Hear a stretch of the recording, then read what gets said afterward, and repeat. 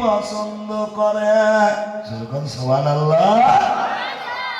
কোন যুবক, যে যুবক নিজের জীবন কালটা আল্লাহর ইবাদতে লাগিয়ে দিয়েছে, জোরে বলা যাবে না সুবহানাল্লাহ। আজকে পৃথিবীর জমিনে আছি, একদিন ছিলাম না, আবার এমন একটা সময় আসবে আমি তুমি পৃথিবীতে কেউ থাকবো না।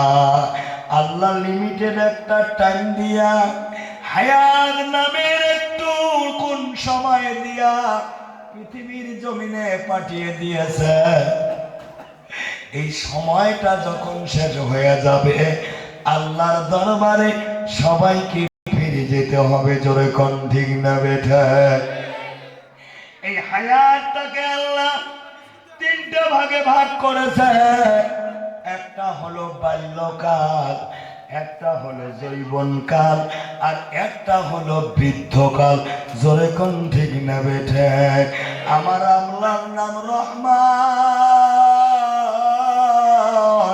আমার আল্লাহর নাম গফুর গফফার। আল্লাহ বলে, রে বান্দা, এই তিনটা কালের ভিতরে আমি বাল্যকালের হিসাবে নেব না,